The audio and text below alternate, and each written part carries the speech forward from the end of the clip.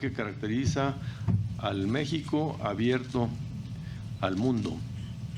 Son varias las materias susceptibles que deben ser protegidas por la legislación de la propiedad industrial. Por ello, tomarse el tiempo para consultar el punto de vista de los académicos, de los inventores, de los tenedores propietarios de derechos, de la explotación de la invención y de las autoridades que aplicarán estas leyes es fundamental para dar una dirección adecuada a las decisiones que en el Senado habremos de tomar. Por mencionar algunos de los datos que revelan la importancia de esta materia, damos cuenta de que México tiene 4.109 patentes otorgadas entre enero a junio del año pasado, 124.023 marcas registradas en el 2018, 6.429 avisos comerciales registrados en el año 2018 y algo que nos orgullece a todos, 16 denominaciones de origen. Quiero agradecerles a todos ustedes su presencia, a los expositores, que en el transcurso de 3 mesas nos irán desentrañando los alcances de las propuestas en estudio y lo que a su juicio tendríamos que adicionar o cambiar. Estoy seguro que el foro será un insumo valioso para el trabajo legislativo que estaremos desarrollando. Sin más, quisiera, si me permiten, formalmente, siendo las 10:15 del día 5 de febrero, declarar formalmente inaugurados los trabajos del foro Propiedad Industrial, Retos y Oportunidades ante el escenario mundial. Muchísimas gracias, mucho éxito y gracias por toda su participación y aportaciones.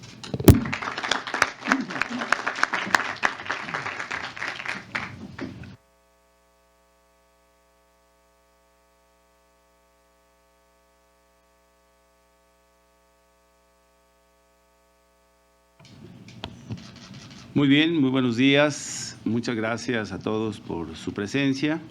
Agradecemos, por supuesto, al senador Gustavo Madero por la invitación para moderar esta primera mesa que se denominará Retos Actuales de la Protección de la Propiedad Industrial.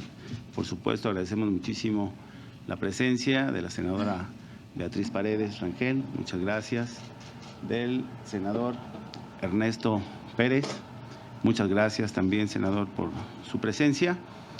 Y pues sin más,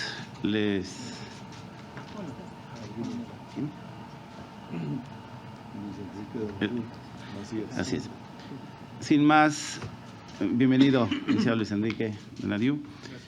Sin más, les damos la más cordial de las bienvenidas, como ya lo mencionamos, a esta primera mesa titulada Retos Actuales de la Protección de la Propiedad Intelectual. Quiero agradecer su asistencia y, por supuesto, también de nuestros expositores, la licenciada María del Carmen Arteaga Alvarado, del licenciado Luis Enrique Donadiu Macías y del licenciado Kiyoshi Tsuru. El objetivo de esta mesa es conocer la visión académica y profesional de la legislación en materia de protección industrial frente al conjunto de tratados internacionales que México ha suscrito y cómo las propuestas turnadas a la Comisión de Economía pueden ayudar a cumplir con ellos. A continuación, doy a conocer una semblanza curricular de quien será nuestra primera ponente, la licenciada María del Carmen Arteaga Alvarado, que también les damos la más cordial bienvenida. Ella es licenciada en Derecho por la UNAM, prestó sus servicios en la Procuraduría Fiscal de la Federación, es especialista en Derecho Financiero y Comercial, en Derecho Fiscal, Económico y Corporativo por la Universidad Panamericana y diplomada en Propiedad Industrial y Derechos de Autor por el Instituto Tecnológico Autónomo de México.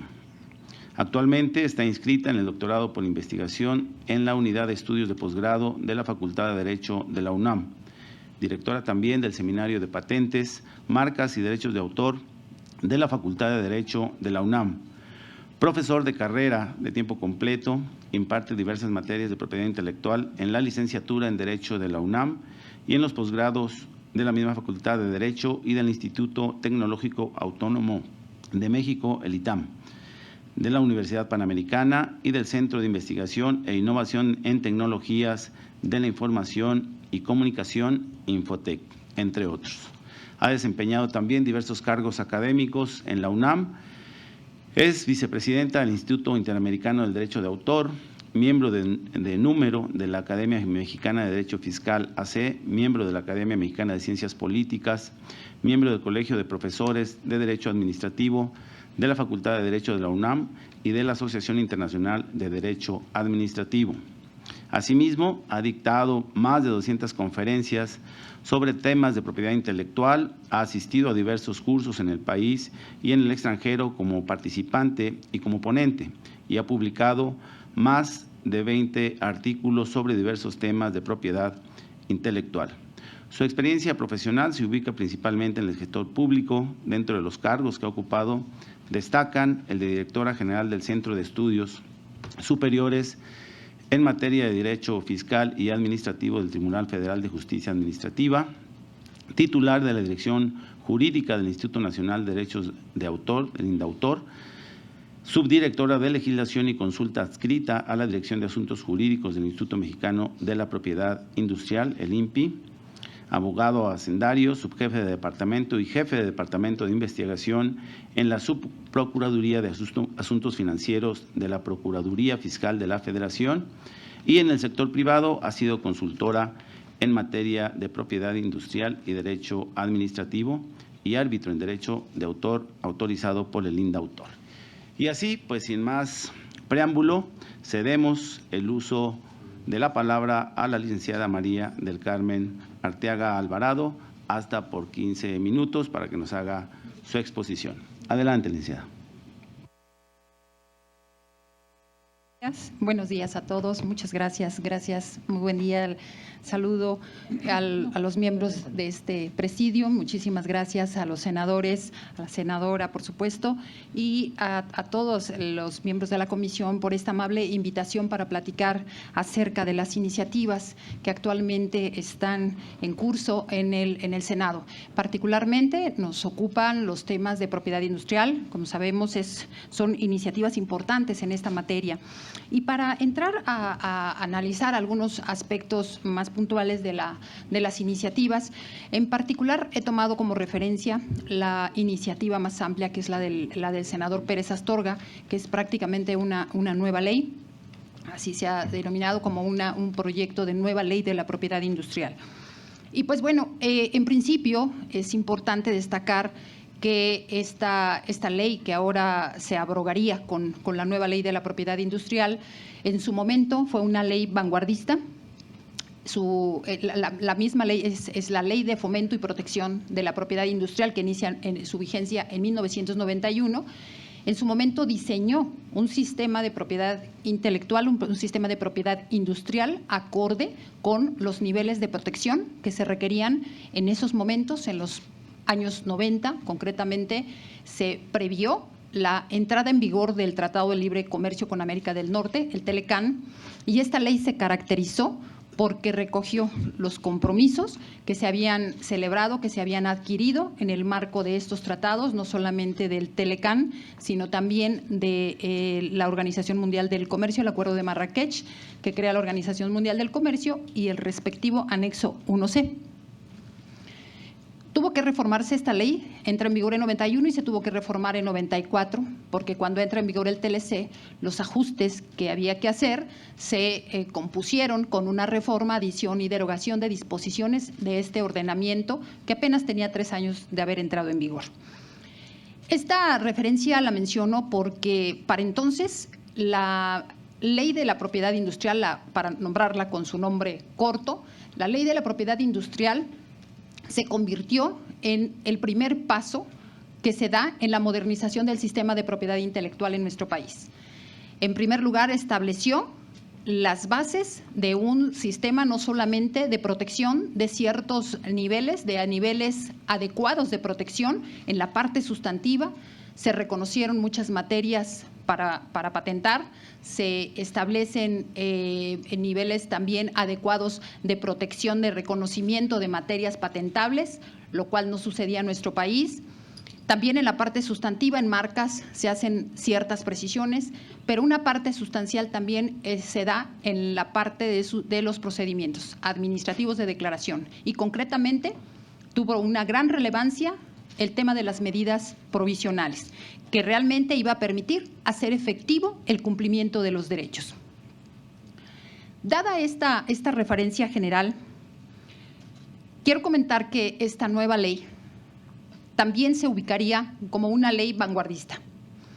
Tenemos aspectos muy puntuales en los temas de creaciones industriales, en los temas de marcas, que ya le antecede una reforma donde se había complementado la regulación en materia de marcas, y tenemos, por supuesto, cambios muy importantes en la parte procesal, en la parte adjetiva. En la parte de patentes, observo y sobre todo insisto en que he tomado como referencia la iniciativa del senador Pérez Astorga. Se establecen una serie de disposiciones relacionadas con los procedimientos para el otorgamiento de patentes. Por supuesto, se están recogiendo algunos de los nuevos compromisos adquiridos en tratados que recientemente se han celebrado, entre ellos sabemos todos el TEMEC, el Telecuem, y que ya venían con antecedentes de los TPP 11, y que simplemente se están incorporando.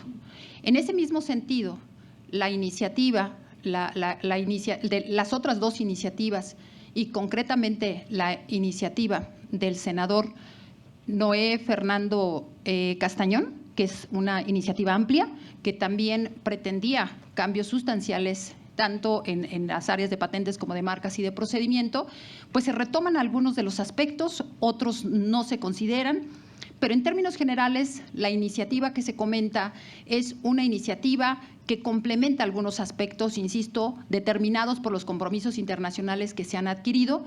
En otros casos hay aspectos puntuales en los que, si bien resultan novedosos y sin duda podrían abonar a llevar a cabo un trámite adecuado o más adecuado, simplificado, en algunos casos se piensa, o más preciso para dar mayor certeza jurídica a los usuarios, lo cierto es que, bueno, nos llama la atención el que, por ejemplo, tratándose del examen de fondo en las patentes, parece que se le dan algunas facultades o se le suman funciones al Instituto Mexicano de la Propiedad Industrial al tener que analizar algunos aspectos para que se acredite, por ejemplo, la aplicación industrial, que eso nosotros hasta la fecha no se prevé en la ley y no lo teníamos contemplado.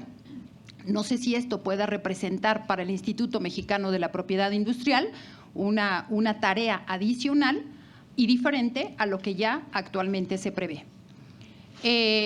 En el tema también del procedimiento para el otorgamiento de patentes, por supuesto, destacan algunos aspectos como la ampliación de la vigencia. Bueno, en el caso concreto de los derechos ya previstos, como es el tema de los modelos de utilidad, se amplía la vigencia. Esto me parece un gran acierto, francamente. Es una figura jurídica muy cercana a la de las patentes, así es que el haber ampliado la vigencia me parece algo muy benéfico para nuestro sistema y sobre todo porque una cantidad importante de nuestras creaciones intelectuales corresponden justamente a esta figura jurídica. Y pues bueno, ya teníamos un cambio en modelos, en diseños industriales con la ampliación de la vigencia, de manera que ya están un poco más cercanas las vigencias con las patentes, los diseños y ahora los modelos de utilidad. Por supuesto que de lo más novedoso son los llamados certificados complementarios por esta ampliación de vigencia de las patentes, en donde lo que se pretende es de alguna manera compensar, en pocas palabras, compensar los retrasos atribuibles a la autoridad en el otorgamiento de las patentes, lo cual, por supuesto, también abona a un tema de certeza, aparentemente.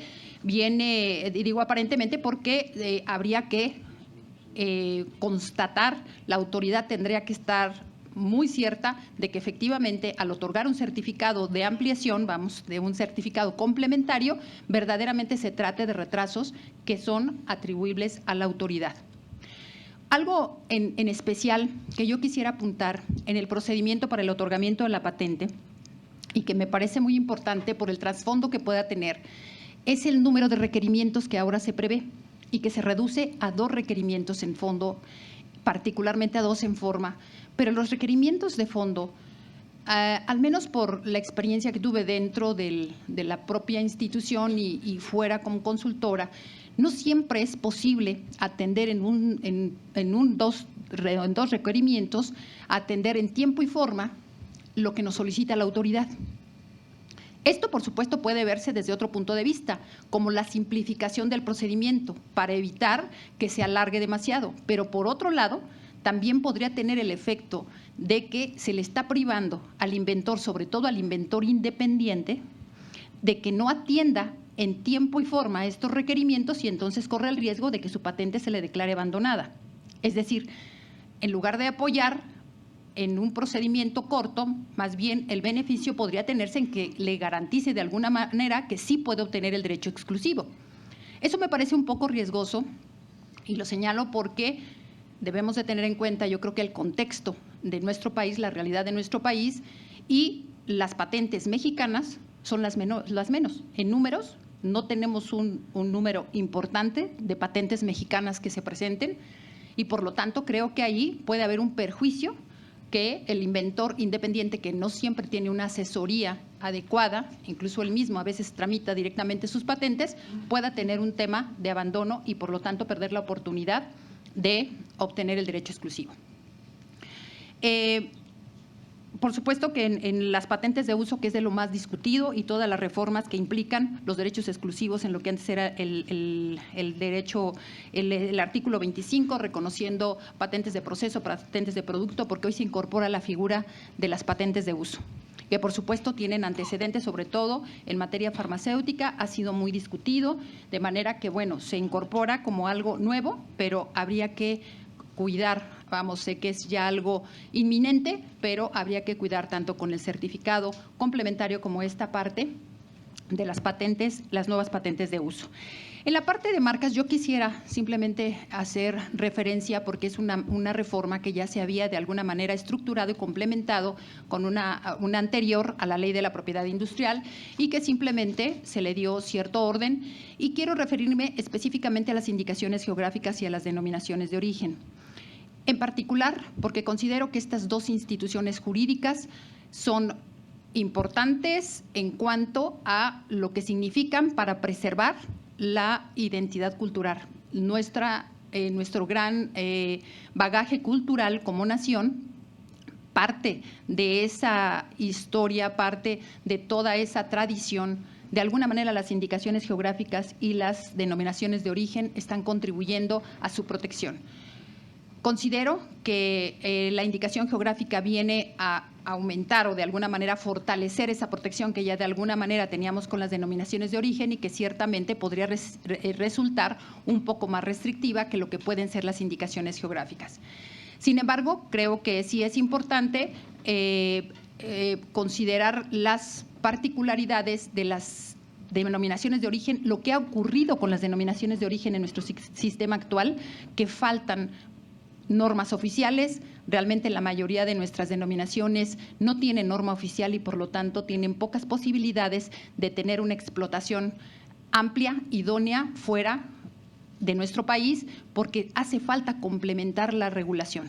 Ojalá, y la pretensión sería de que no pasara lo mismo, y sé que esto, bueno, no es nada más letra de la ley, sino también una política más amplia que ayude justamente a que se promueva de alguna manera la expedición de las normas y que suceda lo mismo si van a ser términos o lineamientos o criterios para, en su caso, la producción de los bienes que se protejan por indicaciones geográficas, si no va a ser norma oficial, sí que haya una política más amplia que apoye justamente a que no suceda lo mismo con las denominaciones de origen.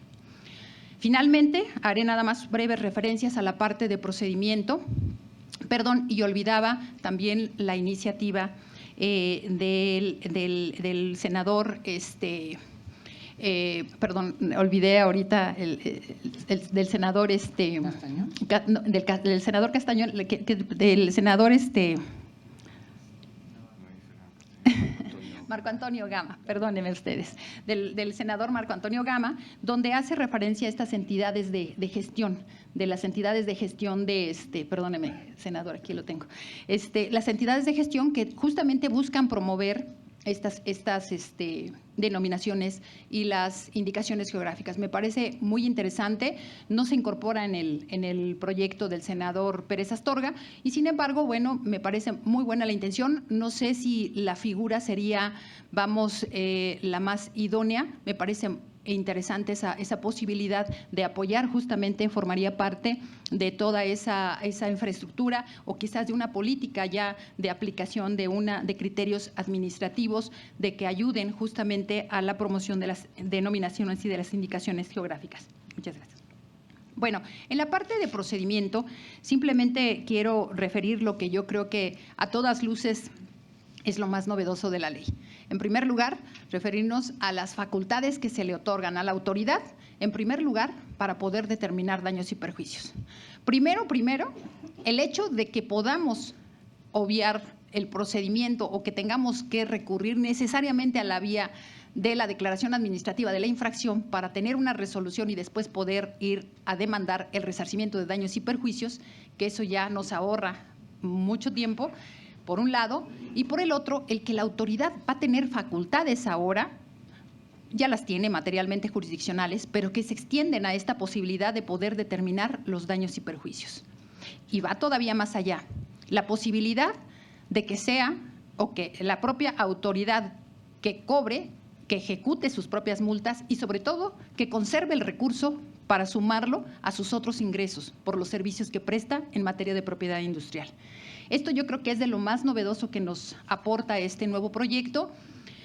Pareciera una cantidad excesiva de facultades a la autoridad, quizás sea en esa parte el temor un poco de los sectores, incluyendo a la academia, por supuesto, de que un exceso de facultades en la autoridad, y no porque no se tenga la capacidad. Un poco desde la reflexión de la academia sería pensar si actualmente en ciertos casos están rebasados por la cantidad de asuntos que ve el instituto y que a veces nos quejamos como usuarios porque no tenemos una respuesta en los tiempos que pretendemos o que nos gustaría tenerla. Ahora con estas facultades yo preguntaría, aunque sé que no es tema de la ley, pero ¿qué va a suceder con los recursos humanos? ¿Tendrán que ser capacitados o se sumarán más recursos humanos para poder cumplir con esta función? Y por el otro lado, las facultades de una autoridad fiscal que incluso pueda aplicar el procedimiento económico coactivo, el procedimiento de ejecución de esas multas, pues es una área distinta a la propiedad industrial. Tendrían que tener capacitación también en materia fiscal y, por supuesto, hay otros ejemplos en los que podrían basarse para poder llevar a cabo estas actividades. Pero nuevamente el tema del personal, de los recursos. Creo que recursos hay, pero no sé si haya esa disposición o esa programación o esa planeación a mediano o corto plazo, si es que estas disposiciones prosperan, para que se amplíe la plantilla del personal en el Instituto Mexicano de la Propiedad Industrial. Bueno, este es a grandes rasgos, tengo ya creo que un par de minutos, pero yo no quisiera dejar pasar la oportunidad, porque si bien es cierto, nos preocupan los aspectos más puntuales de las iniciativas, que todas me parecen valiosas por lo que implican en sí mismas, por mejorar un sistema de propiedad intelectual que ha sido bueno. El tema sería esta oportunidad de hacer un sistema que funcione y que verdaderamente cumpla en el país la función con nuestros nacionales de impulsar el desarrollo tecnológico, de promover una cultura de protección, de defensa de derechos, sobre todo en nuestros inventores nacionales. Yo creo que en términos generales es un sistema bueno, es un sistema de propiedad intelectual en general robusto, y sin embargo algo nos está sucediendo, porque este sistema tiene más de 20 años de estar en vigor, desde que se diseñó, incluyendo con las leyes de derecho de autor y variedades vegetales, y sin embargo algo nos sigue faltando. México sigue siendo importador de tecnología, no somos un país exportador de tecnología, seguimos presentando pocas patentes a pesar de que efectivamente, como lo dicen prácticamente todas las iniciativas, Somos un país muy creativo, que tenemos una gran capacidad, que tenemos grandes recursos, pero no se refleja en nuestras patentes, no se refleja en nuestro desarrollo tecnológico. Y no solamente por lo que puede implicar para los particulares el desarrollo tecnológico, sino lo que implica para un país el que sustente parte de su crecimiento en el desarrollo de su tecnología. Los países que apuestan a invertir parte de su Producto Interno Bruto en tecnología, en educación, son hoy grandes potencias del mundo. Basta con que analicemos algunos cuantos casos y eso salta a la vista. Ojalá que no solamente en la letra de la ley, sino en la implementación de la misma. Una política integral que permita una aplicación, una política donde incluya la difusión, mayor difusión de la materia y que involucre a las personas que realmente puedan contribuir a que se concrete ese desarrollo tecnológico tan aspirado desde hace tanto tiempo. Muchísimas gracias por su atención.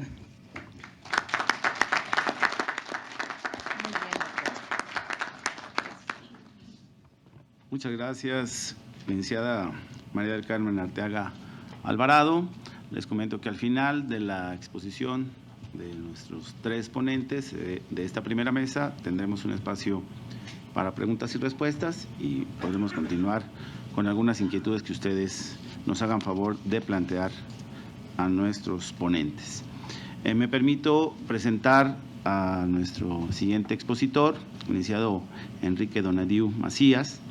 Él es socio fundador de ELS Peñalosa Donadiu, con más de 18 años de experiencia, entre otras materias en consultoría y litigio en la materia de propiedad intelectual, profesor adjunto de la materia de Derecho de Propiedad Intelectual en la licenciatura de Derecho de la Universidad Iberoamericana, AC, plantel Santa Fe.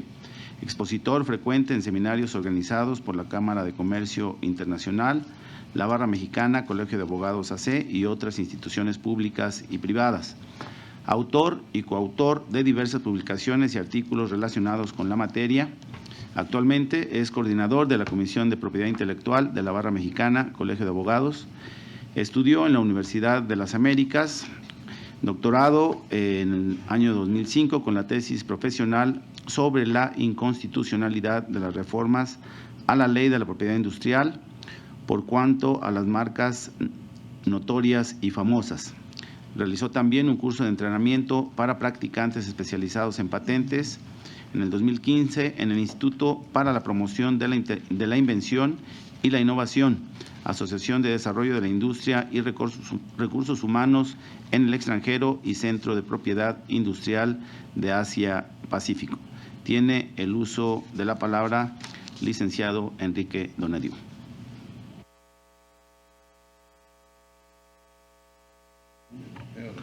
Gracias.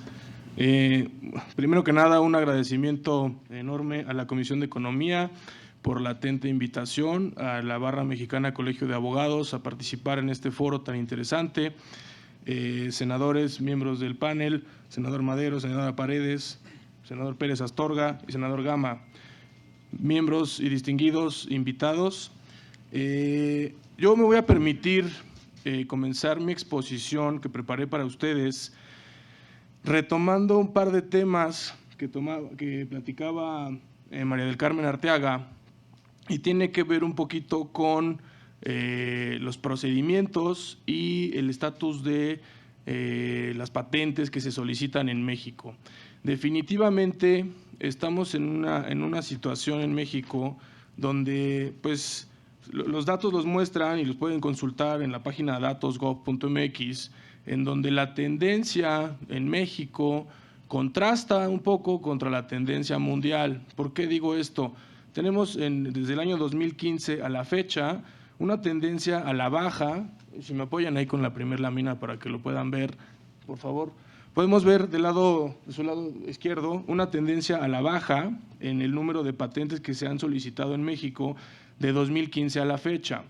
Vemos, si bien el decremento no es, digamos, de susto, pero sí definitivamente estamos hablando de un 4 o 5% desde el 2015 hasta el 2019. El dato está completo hasta junio, según la página, asumiendo que fuese el mismo número de patentes que se hubieran presentado en el segundo semestre tendríamos que en un promedio por año estamos presentando 16,995, es decir, en números redondos, 17,000 patentes se presentan en México, ¿no? Eso, señores, equivale en un muy buen escenario para nuestro país, que en México se solicitan el 0.51% de las patentes del mundo. Es un número realmente bajo comparado con otros estándares de los que formamos parte, ¿no? Ser el 0.51% de las solicitudes de patentes en el mundo pues equivale prácticamente a no jugar en el mercado de las invenciones, ¿no? Estamos dejando fuera, contrario a lo que está pasando en el mundo, estamos dejando fuera invenciones y, dicho sea de paso, pues inversiones, señores. Los principales promoventes de las patentes en México, pues de este listado… Discúlpeme, no comprendo el cuadro. Con los datos que da usted, tenemos más solicitudes en México que en Alemania y en Francia. ¿O no entiendo el cuadro anterior? No, el cuadro lo único que dice es solicitudes de patentes en México. El dato es consultable precisamente en datos.gov.mx. Digamos, es información del INPI. No, pueden dar para atrás. Sí, pero vea usted qué dice de Alemania. Sí, pero no. No, esos son los promoventes de las patentes en México. Son los promoventes. Ah, son los sí. O sea, lo recapitulo. Sí, los principales promoventes de las patentes que se presentan en México son esos países, ¿ok? Y dentro de ese listado, lo que yo destacaría como muy relevante… Ya es comprensible porque parecía… No. O sea, no somos los principales promoventes del mundo, ¿no? No. Por eso. Exacto, y es que es clarísimo. Los que promueven patentes en México… Exacto. Son de origen… Ese es su origen. Mexicano, alemán… Exacto. Okay. Principalmente ese es el origen. Y lo único que yo destacaría es que dentro de esos promoventes, pues entre los principales no destaca o no se encuentra incluido en el listado el principal promovente de patentes del mundo, que es China, ¿no? En la próxima lámina vamos a ver, y me permití citar partes del informe, y perdón que esté en inglés, pero la verdad es que esto creo que lo tenía que citar textual. Me permití citar parte del informe de la Organización Mundial de la Propiedad Intelectual emitido con respecto del año 2019. Y aquí vemos el contraste claro y contundente que existe de la tendencia mundial contra la tendencia en México. Mientras que en México estamos decreciendo en número de solicitudes, en el mundo las solicitudes de patente crecieron un 5.2%. Por su parte, solamente en China se recibieron 1.5 millones de patentes en el año 2018. Las solicitudes de patentes que se recibieron en todo el mundo son 3.3 millones, de ahí el 0.51% que platicábamos la lámina anterior. El 46.4% de todas las patentes del mundo se recibieron en China, y las oficinas asiáticas de propiedad intelectual recibieron las dos terceras partes de todas las patentes del mundo. Y simplemente como ejemplo, otro muestreo de datos, la Oficina Europea de Patentes otorgó 20% más patentes en 2018 que en 2017.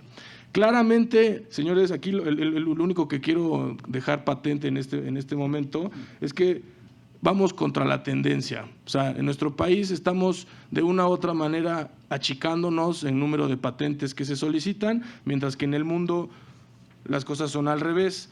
En la siguiente lámina vamos a poder observar, perdón si no se alcanza a ver, pero son dos líneas que simplemente reflejan las invenciones nuevas, lo que le llaman, ¿cómo se llama? Unique Inventions o patentes nuevas, es decir, patentes que no están relacionadas con otras familias de patentes, invenciones nuevas puras, ¿ok? Esas invenciones nuevas son un número importante con respecto de las patentes que se presentaron en todo el mundo. ¿Esto qué quiere decir? Que el mundo está inventando. El mundo, señores, está activamente contribuyendo todos los días a la creación de nuevos inventos.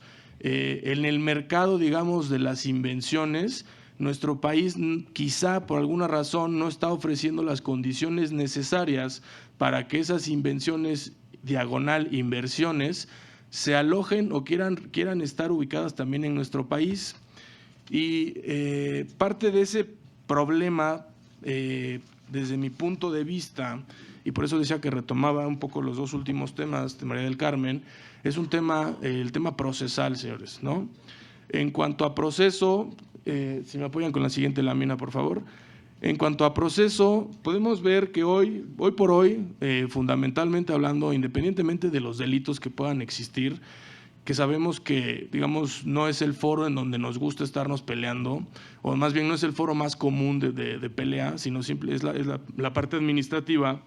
Tenemos pues dos recursos legales fundamentales, que son la Ley de la Propiedad Industrial y la Ley Federal de Derecho de Autor. Ambas, a la fecha, presentan sus, digamos, tienen ventajas y desventajas. Evidentemente, en el sistema actual, pues todos los que nos dedicamos a esta materia sabemos que obtener una sentencia condenatoria en materia de daños y perjuicios por indemnización del uso no autorizado de un derecho de propiedad industrial, pues es toda una odisea, ¿no? Y perdón, quizá puede ser un tema muy trillado, pero me parecía fundamental hablar del mismo, toda vez que la iniciativa de ley del senador Pérez Astorga contempla un mecanismo novedoso y, como bien lo anticipaba María del Carmen, otorgando ciertas facultades al Instituto Mexicano de la Propiedad Industrial para tratar de mejorar este tema, ¿no? Hoy por hoy les dibujo un poquito el panorama, y seguramente todos lo conocen, pero no quiero dejarlo pasar. Hoy por hoy, para que tú puedas tener una sentencia condenatoria de daños y perjuicios y ejecutarla, vaya, estamos hablando en un muy buen escenario, pero en un muy buen escenario que te vas a tardar entre unos 8 a 10 años, ¿no? Me van a decir, ¿por qué? ¿No?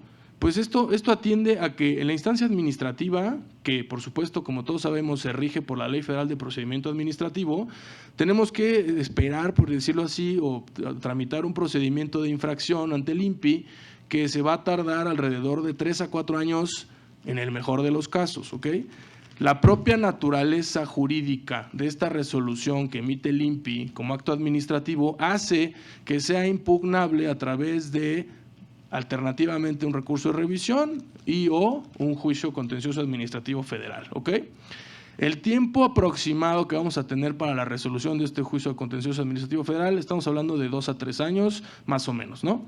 Esta sentencia que emite el tribunal, a su vez, es impugnable o se puede atacar vía un juicio de amparo directo, cuya resolución no la vamos a tener en menos de 6 meses, ¿no? Entonces, todo esto sin considerar la serie de amparos indirectos que pueden suscitarse en el intermedio, ¿ok? Entonces, ya tenemos esa sentencia, esa resolución firme por parte del INPI que declara que existió efectivamente una violación a nuestro derecho. Posteriormente podemos acudir a la instancia civil, en donde por supuesto no es un instancial y también es sujeto de impugnaciones, ¿no?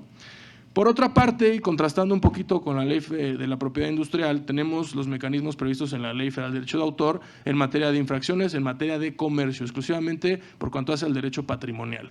Y tenemos la vía, obviamente, para iniciar una infracción, que por supuesto sabemos que la va a conocer y tramitar el INPI, pero esta ley hacia el año 2013 incorporó un mecanismo, pues no mecanismo, sino una forma alterna de solucionar este tipo de controversias, en donde su artículo 213 nos dice que para el ejercicio de las acciones derivadas de esta ley y su reglamento no es necesario agotar ningún procedimiento ni acción previa como condición para el ejercicio de dichas acciones. Aquí el cuestionamiento que yo dejo en la mesa es si eso es necesariamente más eficiente. Desde mi punto de vista, esto claramente puede generar resoluciones y o sentencias contradictorias, ¿no? Porque mientras estamos en la arena del INPI, en la arena civil peleándonos para que se reconozca y se nos paguen los daños y perjuicios, por otro lado, vamos a tener en la instancia administrativa algún tipo de controversia o litigio que va a cuestionar la validez o la titularidad del derecho de autor y en última instancia podríamos llegar a tener resoluciones contradictorias, ¿no? Sobre este tema, yo celebro enormemente la iniciativa de ley. Por supuesto, me parece muy valioso que se esté atajando el tema de esta manera. Me parece muy valioso que se busque, a través de la incorporación de nuevas facultades para el INPI, acortar los plazos o acortar o eficientar los procedimientos. Esto claramente está plasmado en la ley, en el proyecto de ley del senador Pérez Astorga. El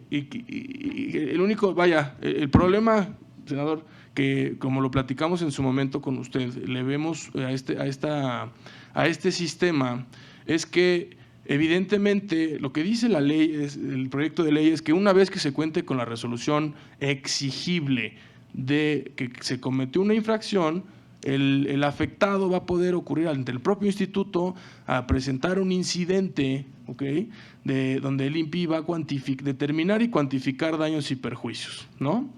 A ver, de inicio suena muy bien, pero el problema procesal que tiene es la resolución que va a emitir el INPI en la infracción. El texto de ley habla de una exigibilidad. Sabemos todos que en términos de la Ley Federal de Procedimiento Administrativo, un acto administrativo es exigible a partir de su emisión, ¿no? Pero no necesariamente quiere decir que esté firme. Entonces, ese acto administrativo que se emite vía en el procedimiento de infracción ya va a ser exigible. Vamos a asumir que sea así, pero no está firme. Entonces, va a iniciar la cadena de impugnaciones que yo les platicaba hace ratito. Juicio de nulidad, recurso de revisión, juicio de nulidad y amparo directo, ¿ok? Por otro lado, el promovente de la infracción, ya que tiene esa resolución a la infracción, va a presentar su incidente. Ese incidente se va a emitir dentro de un procedimiento, otra vez, de infracción, ¿no? Y va a ser emitido por una autoridad a cuyo actuar le aplica la Ley Federal de Procedimiento Administrativo. Es decir, una vez que se emita la resolución a este incidente que cuantifique y determine la existencia de daños y perjuicios, ¿qué creen? Otra vez esta resolución va a ser impugnable a través de recurso de revisión, juicio de nulidad y amparo directo, ¿ok? Entonces, vamos a tener dos resoluciones en el mejor de los casos, simultáneamente buscando llegar a ser firmes para que se pueda ocurrir a la ejecución de la sentencia o de la resolución en la parte de daños y perjuicios. Entonces, yo me he permitido, en pláticas previas con el senador Pérez Astorga, comentarle que una posible solución a este tema, evidentemente guardando las facultades que se están otorgando el INPI para resolver este tipo de procedimientos de manera conjunta, atendiendo al principio de continencia de la causa, que permite, o más bien que impera, que todas las cuestiones relacionadas con un procedimiento se resuelvan en un mismo acto, que en la misma resolución que se emita por parte del INPI, se emita la sentencia que determine, 1, la infracción, la existencia o no de la infracción, y 2, durante la secuela del procedimiento, que eso precisa ciertas modificaciones al proyecto de ley para que durante la secuela del procedimiento se tramite y se tramite el incidente de daños y perjuicios y se resuelva conjuntamente en la misma resolución de la infracción. ¿Eso qué va a permitir? Que vamos a tener solamente una sola resolución y evidentemente esto, desde mi punto de vista, en la misma resolución se va a resolver existencia o no de la infracción, determinación y cuantificación de los daños y perjuicios. Creo que esto puede llegar a acortar, digamos, los tiempos, pero lo que sin duda logra es no tener dos procedimientos en paralelo, buscando llegar a tener una sentencia firme. Y dicho sea de paso, creo que en el ánimo de los titulares de derechos de propiedad industrial y en el propio ánimo de los presuntos infractores, pues creo que no es lo mismo jugarte un procedimiento de infracción para tener como resultado una multa del INPI, que en el mejor de los casos importa un 10-15% de las ventas netas que tienes por el producto infractor. Gracias, ya termino. A jugarte en ese procedimiento la imposición de una multa y además la determinación y cuantificación de daños y perjuicios. Creo que eso, la verdad es que por eso celebro tanto la iniciativa, me gusta, creo que es perfectible en ese aspecto, senador, y lo pongo en consideración de ustedes y pues me agradezco mucho su atención y eso sería todo. Muy bien.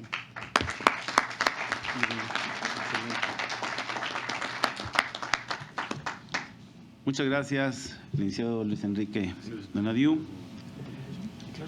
Ahora corresponde el turno al licenciado Kiyoshi Izuru, quien me permito leer un resumen curricular. Él es litigante especialista en propiedad intelectual, particularmente en el área de innovación y ciberespacio, resolución de disputas de nombres de dominio, protección de derechos de autor en el entorno digital, protección de software, patentes, indicaciones geográficas, transacciones electrónicas referentes a derechos de propiedad intelectual y arbitraje. Socio fundador de TMI Abogados, árbitro de la Organización Mundial de la Propiedad Intelectual, coordinador de la Mesa de Propiedad Intelectual del Cuarto de Junto de las negociaciones del TLCAN, ahora TEMEC, y también el Tratado de Libre Comercio entre México y la Unión Europea.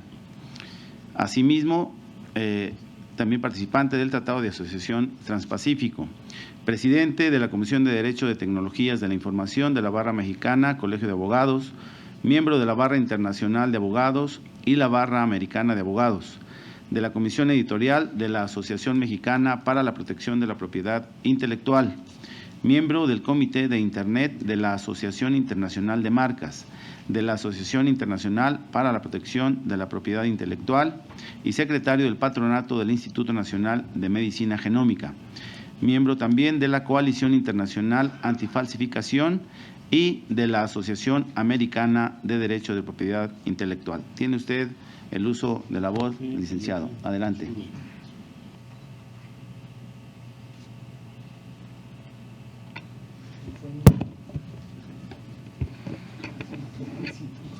Muchas felicidades a los senadores y muchas gracias, sobre todo por reunirnos a las distintas partes involucradas. Hemos estado en diversos conversatorios y reuniones convocados por el senador Gustavo Madero y la senadora Beatriz Paredes, y eso lo agradecemos mucho. Es muy importante que en este foro estén, como decía, todos los actores involucrados, ¿no? Sin duda, los legisladores que van a hacer realidad la implementación de este nuevo entorno económico en donde México se está insertando, no solamente por el TEMEC, sino por el TPP, el Telecuem con Europa y demás. Qué bueno que está la autoridad aplicadora a quien le va a tocar lidiar con estas nuevas figuras jurídicas, pero sobre todo que estén los inventores, los comerciantes, los miembros de las comunidades, los miembros de la academia, y qué bien que están también los negociadores que fueron quienes tuvieron que defender a México en estos complejos procesos de tratados internacionales. Fue un honor estar con ustedes desde el sector privado en el cuarto de junto del Consejo Coordinador Empresarial. Yo creo que estas tres iniciativas que vamos a comentar hoy son importantísimas en el sentido de que nos hablan del ambiente y del espíritu que existe hoy en materia de innovación. Son tres iniciativas que, aunque tienen distintos enfoques, hablan de un común denominador que tiene que ver con qué papel quiere tener México en la cuarta revolución industrial y qué papel quiere tener México en cuanto a la moneda de cambio mundial, que es precisamente la innovación y la sociedad del conocimiento. En otras conversaciones que hemos tenido aquí en el Senado por invitación de los senadores, hemos platicado sobre la propiedad intelectual en la realidad mexicana. Y aquí tenemos que hablar de la razón de ser y del fin último de la propiedad intelectual, es decir, por qué tenemos propiedad intelectual más allá del artículo 28 constitucional y para qué. Y a lo mejor agregar y para quiénes, a quién beneficia, ¿no?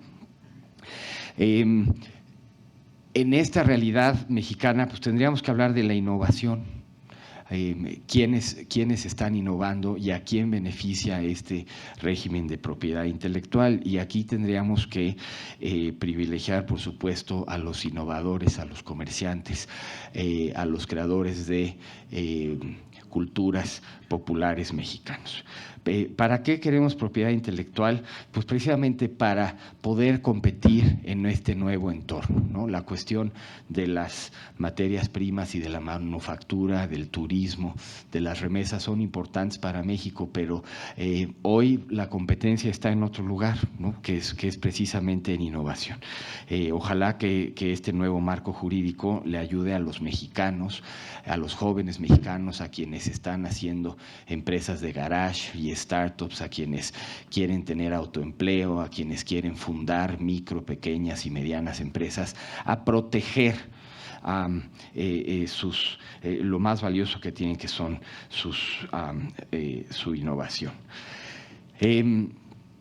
Las tres propuestas que hay sobre la mesa, les digo, son muy importantes. La del senador Gama reconoce las denominaciones e indicaciones geográficas desde un punto de vista distinto y sobre todo habla de esta misión social que tienen los organismos que sirven como gestores de estas denominaciones de origen e indicación geográfica, ¿no? Para darle transparencia, para darle articulación, para ver cuáles van a ser las reglas que sean claras, ¿no? Que se eviten conflictos de interés en estas entidades de gestión, que quienes certifican el cumplimiento con reglas y normas sociales mexicanas no sean parte del organismo de gestión, ¿no? Entonces esto es creo que muy importante. La iniciativa del senador Noé Fernando Castañón habla de una necesidad que tenemos en México desde los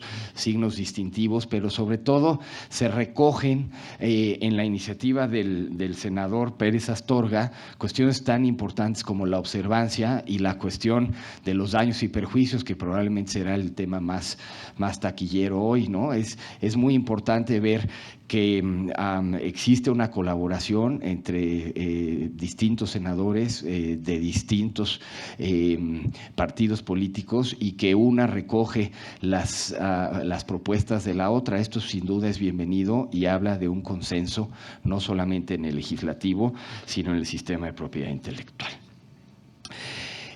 Si podemos ver la siguiente, por favor. Creo que brevemente nada más quisiera yo hablar de los retos, como lo dice el título de este conversatorio. Entonces, hay nuevas figuras jurídicas que vienen por TPP y por TEMEC y por Telecuem, y algunas de ellas van a requerir no solamente nuevas disposiciones jurídicas, sino nuevas estructuras administrativas, ¿no? y un replanteamiento de cómo va a operar la propiedad intelectual en México. Entonces, por ejemplo, finalmente tenemos la adopción de los tratados de la OMPI de Internet en los tratados internacionales. Esto es más de ley de derecho de autor, pero en la práctica quien lleva protegiendo la observancia de derechos de autor y derechos conexos ha sido el INPI. La razón es histórica y sobre todo es una razón para mí mecánica, ¿no? Tiene que ver con lo que decía la maestra Arteaga, no solamente con la vocación o la taxonomía administrativa de cada agencia, sino con la capacidad de implementación, sobre todo con la capacidad de implementación de materias nuevas, ¿no? En materia de observancia vienen también muchas novedades. La que me llama a mí la atención es la de medidas en frontera, volviendo a las denominaciones de origen y las indicaciones geográficas. Pues lo que queremos es que las culturas populares mexicanas sean las que se beneficien, no los productores chinos que hacen de repente artesanía que luego entra a nuestro país y que no es la artesanía original, ¿no? En materia de patentes tenemos compensaciones de retrasos, compensaciones en el término por algunos retrasos que pudiera tener la autoridad administrativa, pero viene el contrapeso. También hay ahora procedimientos de cancelación, de revocación, de anulación de patentes que probablemente estuvieron mal otorgadas, no por culpa necesariamente de la autoridad, pero que exista ese contrato social en donde la patente sirva para premiar al inventor, ¿no? Y esperemos que sea el inventor mexicano. Tenemos medidas tecnológicas de protección para las obras protegidas por derecho de autor. Tenemos información sobre gestión de derechos, vamos a tener puertos seguros para el entorno de derechos de autor en el medio electrónico. Les digo esto porque la autoridad aplicadora hoy es el INPI, ¿no? El Senado tendrá que decidir si sigue siendo el INPI o si es otra agencia de gobierno, pero estos temas ya están en nuestras obligaciones internacionales y se tocan en la iniciativa del senador Pérez Astorga. Vienen secretos industriales. Esto es importantísimo. Los secretos industriales hasta hoy son materia penal. No sé, en la audiencia tenemos distinguidos abogados de la propiedad intelectual y podemos preguntarles cuántos casos de secretos industriales han llegado a buen puerto. Es casi imposible proteger secretos industriales. ¿Por qué son importantes los secretos industriales? Porque antes de que haya patente y sobre todo con inventores independientes, pequeños, medianos, empresarios, startuperos que quieren participar en el entorno de la innovación en distintas ramas, necesitan proteger sus secretos industriales para que un empresario mexicano pueda atraer inversión extranjera. Necesita tener un portafolio fuerte de propiedad intelectual. La forma más directa y más simple de hacerlo es protegiendo sus secretos industriales, por lo menos en una primera etapa en lo que consigue una patente. Hoy tenemos ya secretos industriales conforme a los tratados que pueden ser civiles y administrativos, además de los penales. Esto va a ser muy importante y a lo mejor le va a tocar, además de a los tribunales, al INPI, proteger estos secretos industriales. Y bueno, el tema del que todos queremos hablar, el tema de la protección y la observancia. No es un tema nuevo. El ADPIC desde hace más de 25 años dice que debe haber protección efectiva. La cuestión siempre está en el cómo. Me interesan mucho las propuestas del senador Noé Fernando Castañón y la del senador Ernesto Pérez Astorga, porque están reconociendo un problema real. Si al inventor, al comerciante, al titular de derechos no se le permite resarcirse los daños y perjuicios en una etapa temprana del procedimiento de protección de sus derechos, entonces de facto estamos creando un desincentivo para la protección de derechos de propiedad intelectual, ¿no? Probablemente tendremos que decirlo con franqueza. Quienes aguantan un procedimiento de litigio de propiedad intelectual, desafortunadamente no son nuestros pequeños inventores, no son nuestros autores de obras literarias, musicales, teatrales, etcétera, ¿no? Como decía Luis Enrique, aguantar un litigio de 8 o 10 años es una cuestión complicada, ¿no? Porque es el propio titular, ¿no? El escritor del libro el que tiene que financiar 8 o 10 años de litigio sin poder resarcirse. Entonces, esto es una realidad que celebro que los senadores estén abordando y que permite democratizar la propiedad intelectual, ¿no? Desafortunadamente también quien puede aguantar 8 o 10 años de litigio, pues normalmente es alguien que tiene los recursos económicos para hacerlo, ¿no? Y debería de haber acceso equitativo a la protección de propiedad intelectual. Entonces, creo que es una iniciativa valiente que trata de mirar de frente al problema y dar algunas soluciones. Tenemos el problema, y yo quise ver históricamente, y me corregirán mis colegas, pero tenemos un problema histórico, que es, de repente, nuestra hoy secretaria de Gobernación, cuando estaba en la Suprema Corte de Justicia, se dio cuenta de que había estos casos de extorsión, ¿no? Empezamos con un caso, todos estos son casos publicados,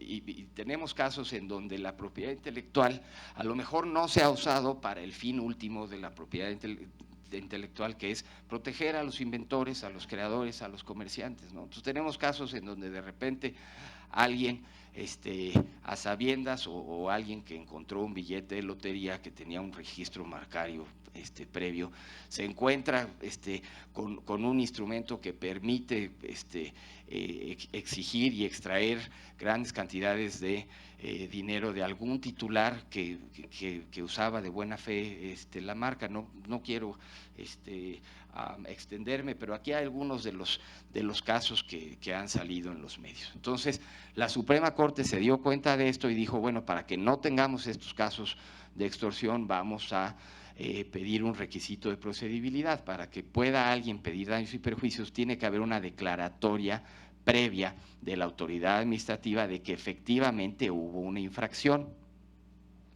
Si podemos ver la siguiente, por favor. Entonces, eso es lo que trató de arreglar la Suprema Corte de Justicia. Ahí están los casos, ¿no? Entonces, pues, ¿se arregló la cuestión de la extorsión? No creo, ¿no? Porque quien tiene un caso de estos también aguanta 10 o 15 años para pedir sus daños y perjuicios. La consecuencia es que hay un obstáculo a este posible cobro de indemnizaciones y resarcimiento, ¿no? Hay un caso aquí donde el ministro Cosío está diciendo, ¿no? Si se establece este requisito previo, se está violando la garantía de acceso a la justicia y el principio de justicia pronta y expedita. ¿Por qué? Porque tenemos que esperar 15 años. Me quedan 2 minutos, entonces rápidamente si podemos ver la iniciativa, la propuesta del senador Pérez Astorga. La siguiente, por favor. La siguiente, por favor. Vamos a ver, hay un diagrama por ahí. La que sigue. Otra, esa. Entonces, este es el modelo del senador Pérez Astorga. Básicamente lo que está proponiendo es que el titular de los derechos tenga libertad. Si se quiere ir, y me corrige, señor senador, si se quiere ir a los tribunales civiles, se puede ir a los tribunales civiles directamente, ¿no? Si quiere acudir y se dejan a salvo sus derechos de hacerlo, ¿no? Esto ya sucede en derechos de autor, entonces, pues sí, es bienvenida la uniformidad, ¿no? En derecho de autor el titular ya puede irse a una o a la otra.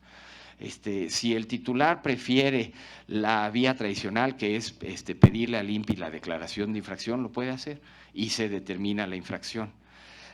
Aquí hay un procedimiento que me parece creativo, que es que haya un incidente de determinación de daños y perjuicios, es decir, una vez que se ha decretado que mi derecho de marca ha sido violentado, entonces puedo ir yo ante la misma autoridad administrativa, ofrecer pruebas, la autoridad administrativa lo admite, le da 15 días a la contraparte para que ofrezca sus pruebas y el INPI determina su cálculo de daños y perjuicios, no los cobra, los determina.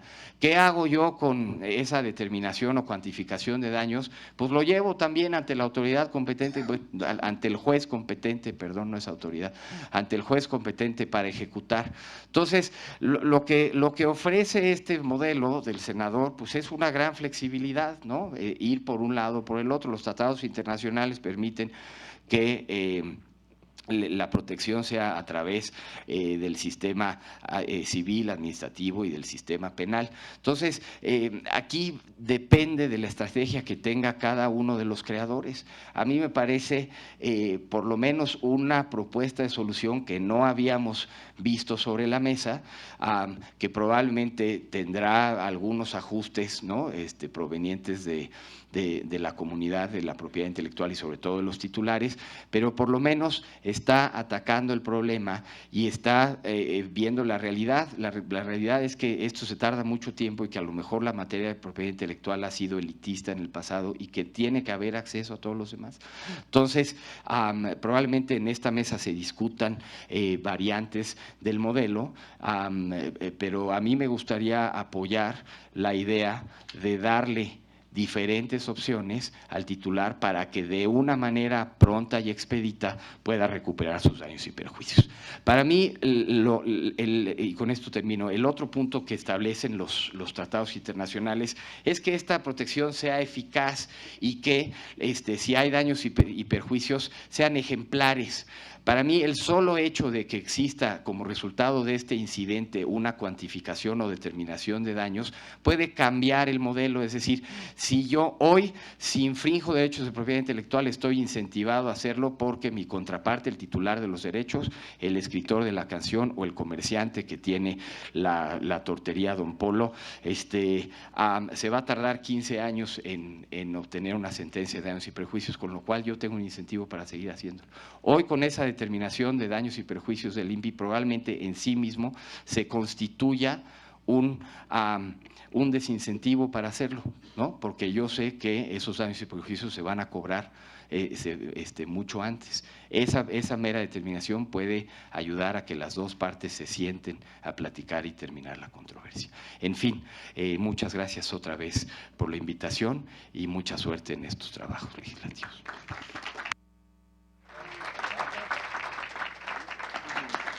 Muchas gracias, licenciado Kiyoshi Tsuru. Agradecemos mucho su exposición y aprovecho también para dar la bienvenida al senador Noé Fernando Castañón Ramírez, también que nos acompaña. Bienvenido, senador. Gracias. Y antes de pasar al espacio de preguntas y respuestas, cedo el uso de la voz a la senadora Beatriz Paredes Rangel. Adelante, senadora. Muchas gracias. Primero quiero felicitar a la Comisión de Economía y a su presidente por convocar a este interesante foro y agradecer a los expertos y a quienes están interesados por su muy valiosa participación y sus aportaciones del mayor interés para nosotros. Desde luego, reconocer a mis colegas senadores que han presentado iniciativas sobre esta materia, las que afortunadamente estaremos, como este evento lo demuestra, analizando en Parlamento abierto. Estoy aquí por mi interés personal en el tema, pero sobre todo porque, como algunos de ustedes saben, soy presidenta de la Comisión de Ciencia y Tecnología y el tema de propiedad intelectual está muy ligado a la materia de la comisión que coordino.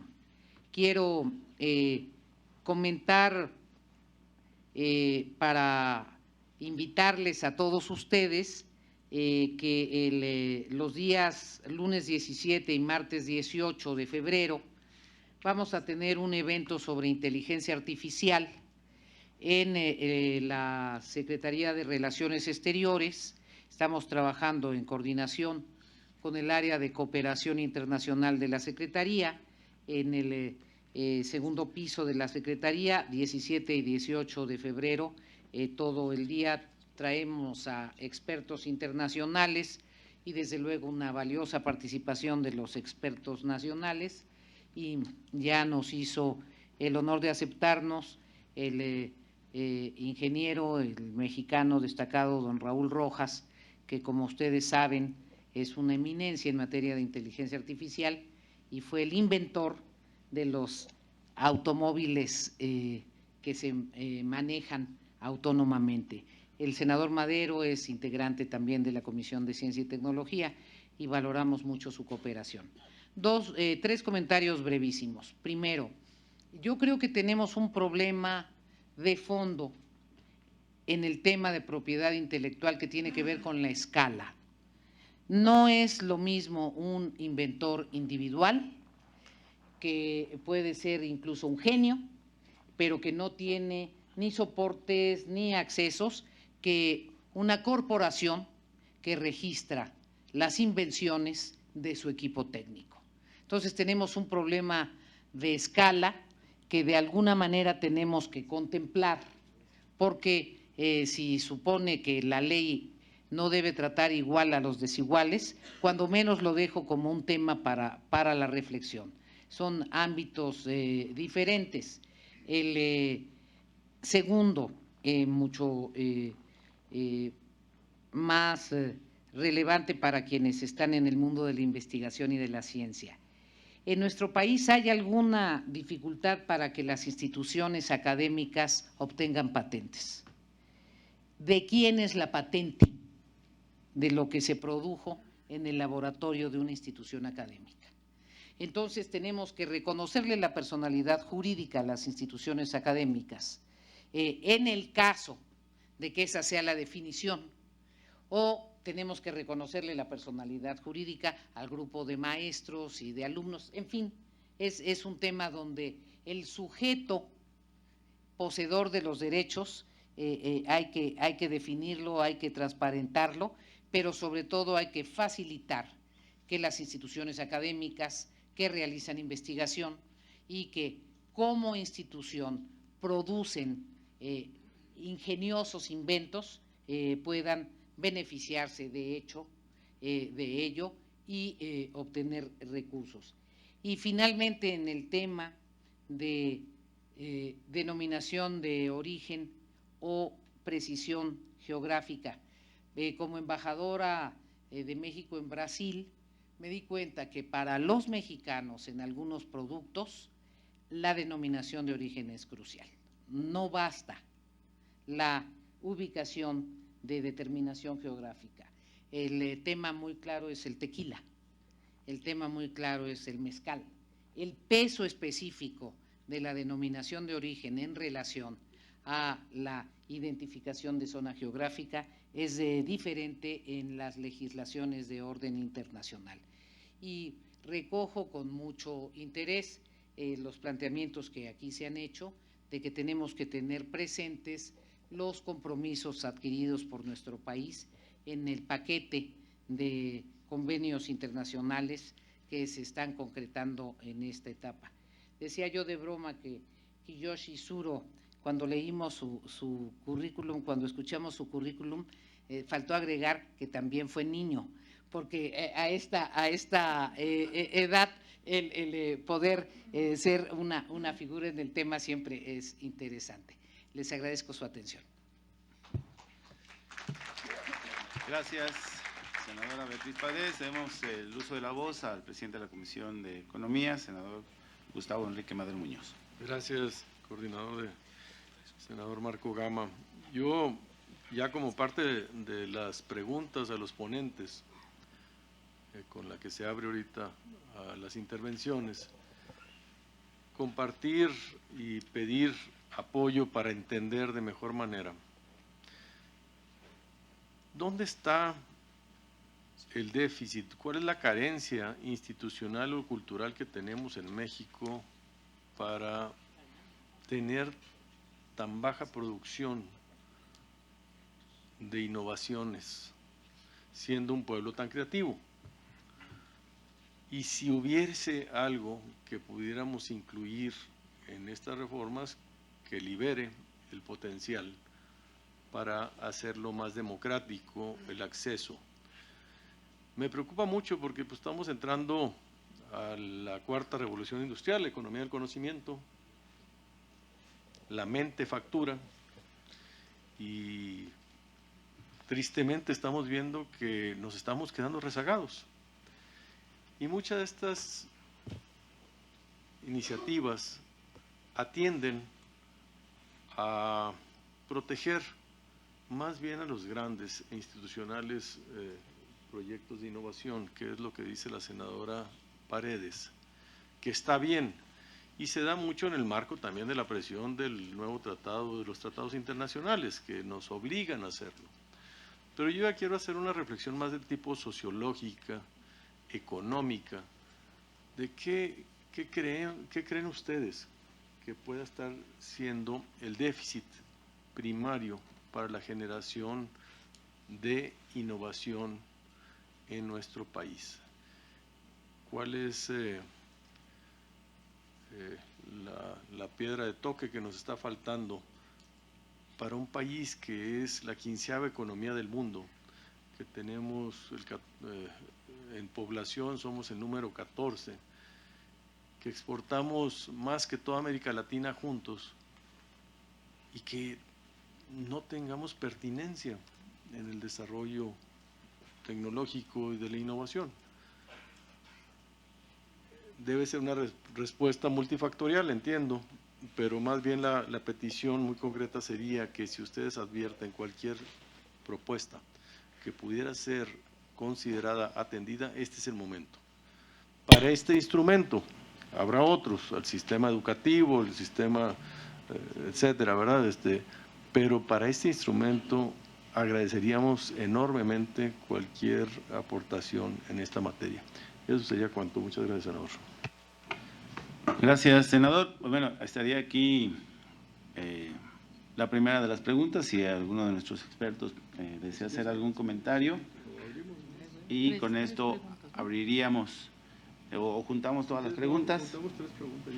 Juntamos 3 preguntas, correcto, ya está una planteada por el senador Madero, está nuestro compañero, y les agradecemos su presentación, de donde nos hacen favor de acompañarnos, para que nuestros ponentes puedan recibir su pregunta y a su vez contestarla. Gracias. Gracias. Muy buenos días. Alejandro Luna, miembro de AMPI y socio del despacho Olivares. Suscribo lo que dijeron mis colegas respecto a la relevancia y a la importancia del tema de los daños y perjuicios. Es uno de los temas más importantes de este paquete de reformas, porque llevamos arrastrando más de 25 años con esta problemática que ya nos describieron. Se agradece que las 2 propuestas que se han presentado aquí al Senado están pues tratando de resolver este problema. En específico la del senador Astorga, que desafortunadamente ya se fue, aborda el problema, sin embargo no lo soluciona. Y no lo soluciona por 3 razones. Y esto con independencia de si puede estar o no cuestionada la constitucionalidad de las facultades de una autoridad administrativa como el INPI para pronunciarse sobre daños y perjuicios. Y prácticamente la iniciativa también así lo llega a estimar de esa forma, porque un artículo de la propuesta de la ley establece que esas resoluciones de daños y perjuicios no pueden ser ejecutadas por el INPI y las remite al Poder Judicial Federal. Además, al Poder Judicial Federal, cuando podría ser un concurrente con el local, pero así lo dice la propuesta de reforma. Entonces, prácticamente, y los otros 3 problemas, además de esta eventual inconstitucionalidad de estas facultades, la primera de ellas es que la redacción de los artículos no puede propiciar esa opción del titular para acudir a la vía civil o acudir al incidente que establece el Instituto Mexicano de la Propiedad Industrial. Porque los artículos pareciera que es una obligación del INPI pronunciarse sobre esos daños y sobre ese nexo causal. Entonces, esa opción se vuelve prácticamente nula. Segunda situación, también uno de los artículos establece que solo se podrá hacer valer ese incidente, y pareciera que también la reclamación de daños y perjuicios es opcional ante un juez civil, cuando la resolución sea exigible. Si es así, nos vamos a estar en la misma situación que estamos al día de hoy. Tenemos que esperar todo el procedimiento administrativo, eventuales 4 instancias, porque hay un recurso de revisión ante la propia autoridad, para poder reclamar esos daños y perjuicios, ya sea ante un juez civil o ante el incidente del propio instituto. Y además, si fuera el incidente del instituto, tenemos que ejecutar ante un juez civil. Entonces estaríamos incluso, tal vez hasta peor que como estamos al día de hoy. Esa es mi opinión. El tercer punto es que tampoco se toma en cuenta qué pasa cuando se cuestiona el derecho que se hace valer. Es decir, nulidades en vía de reconvención en contra de la patente o el registro de marca que se ve infringido y el cual va a derivar o potencialmente podría derivar en daños y perjuicios. Esa situación tampoco lo contempla la propuesta del senador Astorga. Sí la contempla la propuesta del senador Castañón. En definitiva, lo que me gustaría es puntualizar y poner el dedo en la llaga, que es un tema muy importante y que requiere una revisión muy detallada, letra por letra y palabra por palabra, de cómo quede en la ley. La sugerencia puede ser que quede muy claro que existe la opción del titular del derecho afectado de acudir en la vía civil directamente, como ocurre en derechos de autor, sin que sea necesaria esa exigibilidad de la resolución del INPI de daños y perjuicios y nexo causal. que sea el juez civil quien establezca que existe un daño, ya sea por un hecho ilícito, por una violación, y que en la misma resolución, en la forma incidental, pero en un solo procedimiento, se resuelvan los daños y perjuicios. Esa sería una de las opciones. La otra opción es que el INPI lo pueda hacer a través de este incidente, pero de forma paralela, no cuando sea exigible la resolución. E insisto, nuevamente sí habría que analizar la constitucionalidad de esas facultades del INPI. Muchas gracias. Muchas gracias, don Alejandro Luna. Adelante, pasamos aquí de este lado, por favor. Buenos días, Roberto Arochi, soy presidente de la Comisión de Propiedad Intelectual de CONCAMIN. Bueno, hemos hablado hora y media sobre daños y perjuicios. Yo trataría de ser práctico. Ya tenemos la experiencia de derecho de autor. Soltemos y hagámoslo fácil y práctico. No tenemos personal para poder tener resoluciones especializadas. Yo creo que lo que tenemos que hacer es ser efectivos. Y la manera de ser efectivos es soltarlo y que lo vean los jueces civiles en forma concurrente, o locales o federales. Y vámonos. Pero me pongo nervioso porque llevamos hora y media y lo que hemos hablado es de daños y perjuicios. Y es una iniciativa de 348 artículos y la del senador Castañón, pues de otros tantos, y creo que hay temas bien importantes. Por ejemplo, si estamos hablando de temas civiles, se toca en un artículo lo relacionado con las denominaciones sociales y razones sociales. Llevamos 50 años rompiéndonos la cabeza cuál es la manera más fácil para poder quitar, revocar esa autorización para que use el nombre de una marca famosa, de algo distintivo, y creo que debe ser muy claro. El artículo es muy general, no es particular, no se establece la vía, se entiende que es una vía civil, pero no es clara. Si podemos que el INPI nos explique, oye, tu famoso artículo 27 que estuvo en Relaciones Exteriores y ahora lo tiene Economía, ya lo vas a fusionar para que tú lo manejes y te puedas oponer también en relación con denominaciones sociales y relaciones sociales, creo que es un punto importantísimo. Otro, no puede haber reenvíos. ¿A qué me refiero a reenvíos? Todo mundo piensa que marca pues son marcas de productos, de servicios, de certificación, las que ustedes quieran. No, señores, cada marca tiene su apellido y cada marca debe tener su procedimiento. Y más en 2020, donde tenemos una aplicación estricta, unos procedimientos estrictos, tenemos que ser muy particulares. Si la ley se tiene que ir a 600 artículos, pero que sean claros. Otros puntos importantes, se quita la estimación en marcas. ¿Por qué se quita la estimación en marcas? Es lo que nos ha servido a nosotros para realmente pelearlo. Los tribunales han dicho, con 3 pruebas tengo, no necesito más. O sea, el examinador no necesita realmente traerme aquí una tonelada de pruebas para que yo pueda negar un registro porque se considera notorio. Y hay que ser claros, no nada más es la notoriedad y la fama en México, en el extranjero lo establece, pero vamos a hacerlo más claro. Algo totalmente importante, hacemos un artículo para cómo se deben de otorgar los poderes, más confuso y más complicado, y el problema de todo es que es el artículo que teníamos en la ley de 91, no, estamos en 2020, ya hay precedentes judiciales muy importantes, tenemos que cuidar los poderes que se otorgan del extranjero. No necesito ser, en los Estados Unidos no es miembro del protocolo, pero los estados no lo han suscrito, entonces yo puedo obtener un poder por cualquiera de los estados, y son de las cosas que por supuesto que la autoridad no la sabe porque no la vive. La que lo vivimos somos nosotros. Los poderes son muy... Le puedo dar 3, 4 casos aquí donde hemos perdido asuntos porque dicen que no se ajusta al protocolo cuando no tenemos que ajustarnos al protocolo, sino al estado donde se otorgó.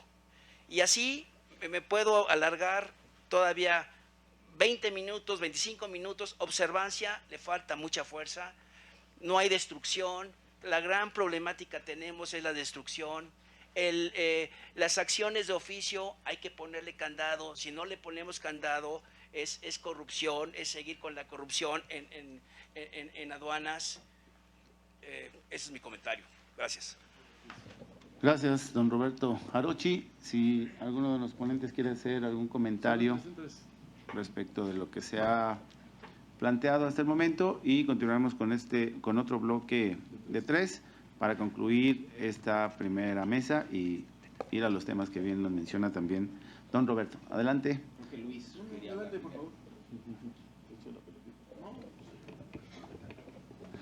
Yo creo que las preguntas filosóficas son las más importantes. Entonces, si hablamos del déficit, y creo que por eso hemos estado hablando tanto de daños y perjuicios, ¿no? El sistema de propiedad intelectual tiene que servir para eso, para que los inventores inventen y los creadores creen y los comerciantes puedan proteger su buena fe. Entonces, la cuestión es que desde la creación del instituto y en la ley 91, la 94 y las leyes anteriores, la propiedad intelectual ha sido más punitiva que resarcitoria, ¿no? Cuando un inversionista, por ejemplo, de Silicon Valley, decide evaluar el portafolio de propiedad intelectual de un mexicano, lo primero que dice es que quiere al mexicano en California, ¿no? El pretexto es que es para incubarlo y todo lo más. La realidad, por lo menos en mi experiencia, es que lo quiere ahí junto para ejecutar el contrato, ¿no? Es decir, si el inventor mexicano no llega a su métrica, pues de inmediato le ejecuta. ¿Por qué? Porque no quiere venir a ejecutar para acá. Y lo que sucede es precisamente eso, ¿no? Si queremos un inversor nacional o extranjero, cuando se topa con el problema que dice Alejandro, de que el resarcimiento va a venir 15 años después, francamente prefiere una jurisdicción en Centroamérica. Entonces, ¿cómo quitamos este déficit?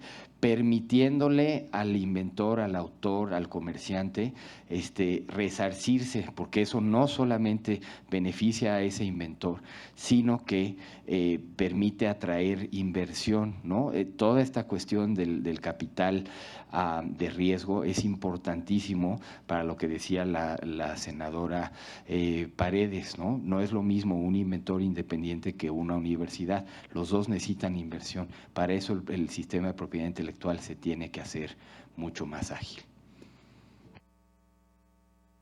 Adelante.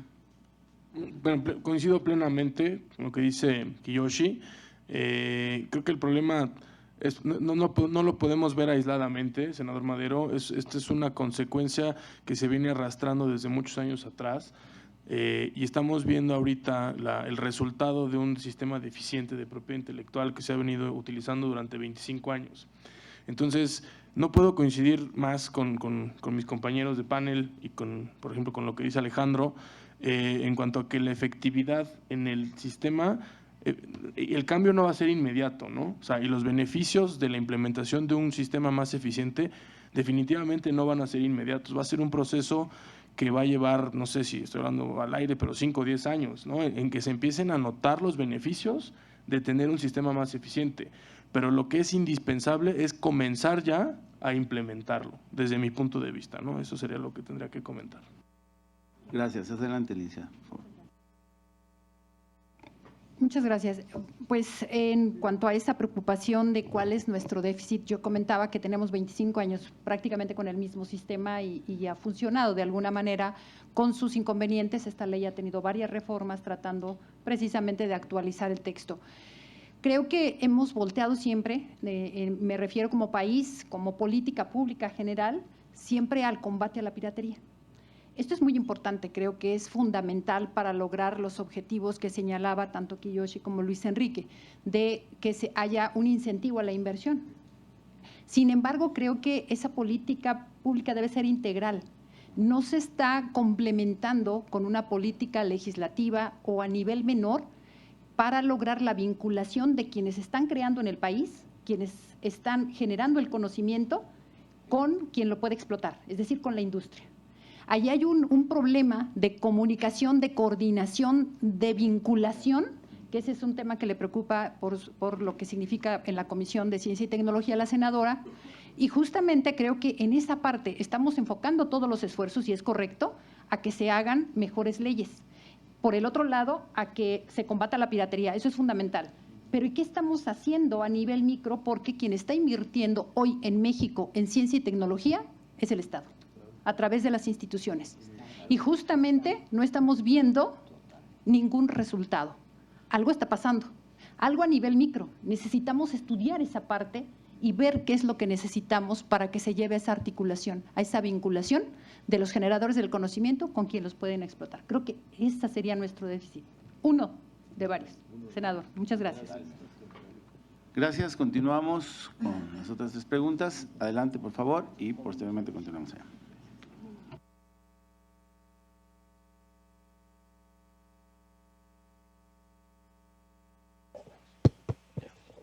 Gracias, buenos días. Un poco retomo lo que dice Carmen sobre la reflexión que planteaba el senador Madero.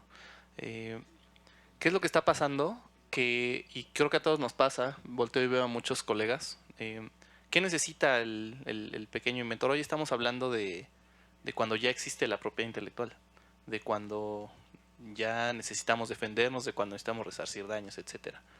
Pero nos estamos olvidando, o no hemos hablado de esto, de cómo hacer para que se genere.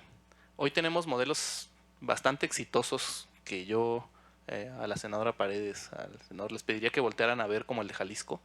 En Jalisco lo que identificaron es qué necesita un inventor independiente mexicano, que su problema básicamente son 2. Uno, que no conoce absolutamente nada de propiedad intelectual. O sea, es un tema complejo, es un tema que necesita un nivel de especialidad alto para que entonces tú puedas tener un derecho intelectual de buena calidad, no cualquier cosa o sea, algo importante. Y 2, dinero. Entonces, ¿qué pasa? Que entonces el inventor independiente se le ocurre algo y lo que él necesita es alguien que le ayude, que sepa de estos temas, pero ese alguien que le ayuda y que sabe de estos temas pues es muy caro.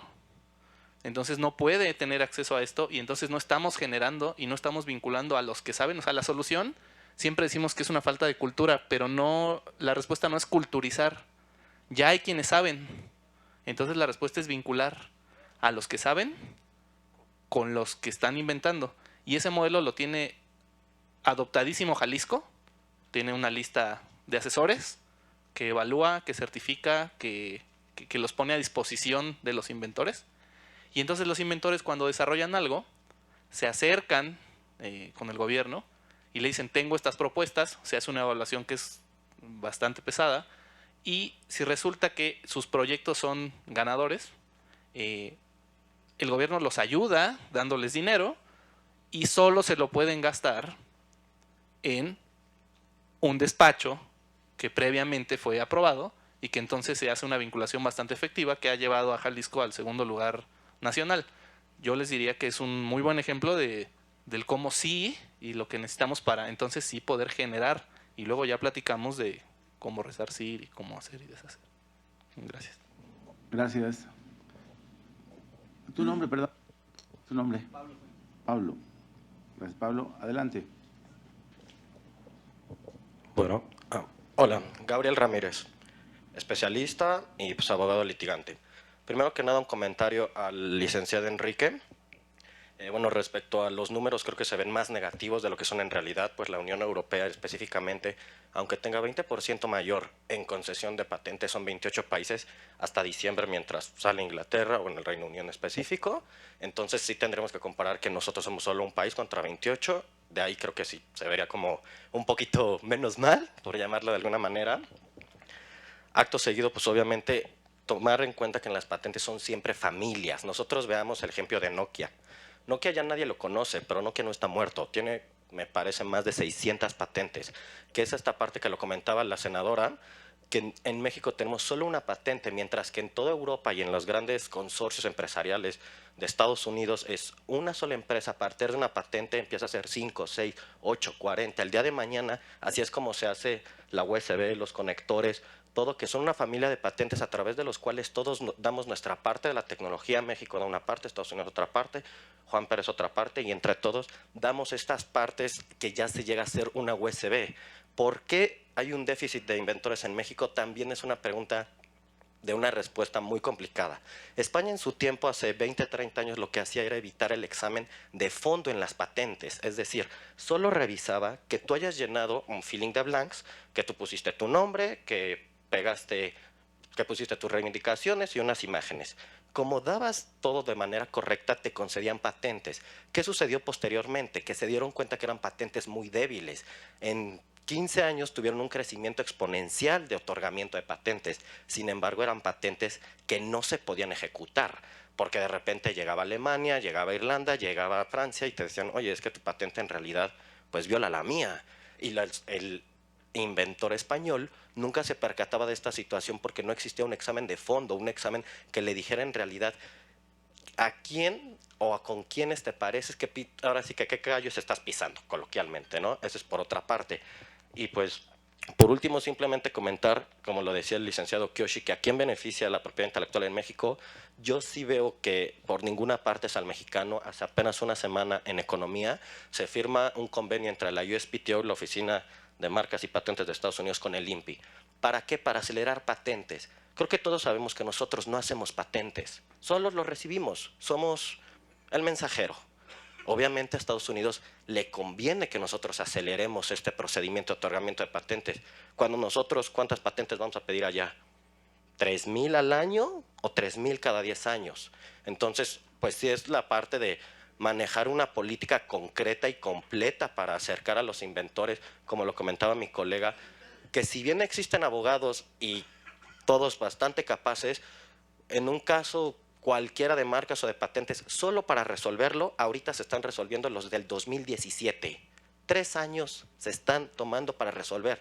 No es hacer una ley, es dotar de recursos humanos, no es acelerar nada más un proceso, porque al final te tardas 5 o 6 meses en dar una marca y te tardas 4 o 5 años en una patente y échale otros 2 años nada más de puro juicio.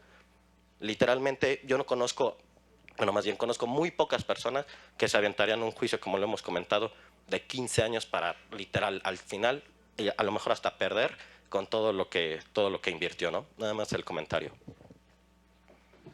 Muchas gracias, Gabriel.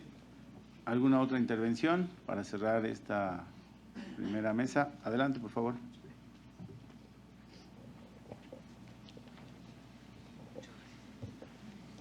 Muchas gracias, senador. Buenas tardes. Bernardo Herrerías, vengo en representación del International Chamber of Commerce. Haciendo un comentario a la pregunta que hizo el senador Madero respecto a qué hace falta. Hace como 3 o 4 años hubo un evento en la Cámara de Diputados que fue de innovación, precisamente. Había representantes del Politécnico, de la UNAM, de la UAM, del Instituto Mexicano del Petróleo. Estábamos en representación del AMPI en ese entonces. Es muy claro la conclusión: recursos. O sea, ¿cómo podemos querer fomentar la innovación y el patentamiento si las instituciones no tienen recursos para poder protegerlas? Uno de los comentarios que hizo el representante de la UAM fue: para proteger una patente más o menos de alguno de los inventores de la universidad, más o menos les cuesta como unos $100,000 para tener una protección en la gran mayoría de países. Cuando llega un inversor, lo primero que les pregunta es: ¿tienes la patente? Y ellos le dicen: pues en México. Pues felicidades, no me sirve tu patente porque no la puedes explotar en otros países. Creo que el problema es de tajo, es simplemente educación. ¿Cómo queremos tener un respeto a la propiedad intelectual? Se ha hablado toda la mañana sobre el respeto de la propiedad intelectual, cómo cobrar daños y perjuicios cuando no tenemos el más mínimo respeto por la propiedad ajena, que es un derecho de propiedad intelectual. Básicamente es esto. Tenemos un gran déficit de educación en nuestro país, tenemos un gran déficit de recursos. Esta propuesta de reforma creo que es una buena intención, pero si no se ataca de tajo el que el INPI tenga recursos para contratar, para pagar bien a sus funcionarios, para tener personal, para poder capacitado debidamente, no van a salir. Ahorita el que me antecedió en la palabra decía que es mucho tiempo para una patente o para una marca, 6 meses. Las marcas están otorgando en 3 o 4 meses, hay veces que hay marca de 2. Para los estándares internacionales es rapidísimo. El INPI es un ejemplo como oficina de propiedad intelectual a nivel mundial. Funciona bien. Nuestra ley, bien o mal, ha funcionado. Queremos mejorarla, sí, Pero el proyecto que estamos viendo ahorita y que está en sesión, creo que no ha sido consultado con los expertos. Y al referirme a expertos son a los que nos dedicamos de lleno todos los días, los 365 días del año, a la materia y llevamos muchos años en esto. Lo único que pedimos es que no se apresure por pasar una ley cuando hay muchos cuestionamientos sobre si la efectividad de la misma. Ya mis antecesores, Alejandro Luna lo dijo muy claro, no se está resolviendo el problema de fondo para los daños y perjuicios. Tenemos muchos más comentarios que pediríamos nos escucharan y que nos dieran la oportunidad de poder participar y decirles los por qué sí o no. Roberto Arocha acaba de decir también, hay artículos puntuales. Si nosotros hacemos la gran pregunta en general, ¿queremos una mejor protección de propiedad intelectual? Sí, todo el mundo va a ovacionar, van a conseguir los apoyos que sean necesarios. Históricamente siempre ha pasado. Con la ley de 91 sucedió lo mismo. Había que pasarla porque el Tratado de Libre Comercio se iba a aprobar en los Estados Unidos. Y siempre está la propuesta de que vamos a preguntar a los empresarios si quieren. Pues sí, o sea, ¿quién no quiere una debida protección? La propiedad intelectual trae inversión, genera riqueza. Eso no cabe duda, es el activo más importante de las empresas. Pero si no tenemos una ley adecuada que les pueda hacer que tengan una efectiva protección y puedan reclamar sus daños y perjuicios en caso de una violación, la verdad no estamos resolviendo ningún problema. Creo que hay muchos campos de oportunidad y de mejoramiento de los proyectos de ley y solamente les pedimos que nos den la oportunidad como asociaciones, traemos representantes de varias asociaciones que finalmente somos los mismos y somos los expertos que nos dedicamos de tiempo completo a la materia. Muchas gracias. Gracias, don Bernardo Herrerías. ¿Algún comentario final de nuestros ponentes? Gracias. Bueno, correcto. Bueno, con esto concluimos la primera de las mesas y por supuesto que agradecemos muchísimo las generosas aportaciones de la licenciada María del Carmen Arteaga Alvarado, de don Luis Enrique Donadiu Macías y licenciado Kiyoshi Tsuru, que por supuesto nos sirven como base para continuar, como bien lo han mencionado, pues buscando el consenso, buscando los puntos de coincidencia para llegar a un buen producto legislativo. Y asimismo las aportaciones de Alejandro Luna, de Roberto Arochi, de don Pablo Fuentes, de Gabriel Ramírez, de Bernardo Herrerías. Ese es el objetivo, que ustedes como conocedores en la materia puedan aportar a partir de ahorita y todo lo que tengan de comentarios, sugerencias. Todas las aportaciones son bienvenidas precisamente a la Comisión de Economía de este Senado de la República para sacar el mejor producto legislativo que efectivamente pues sirva a la industria como tal en nuestro país. Muchísimas gracias, que tengan muy buen día y continuamos con la segunda parte de este foro.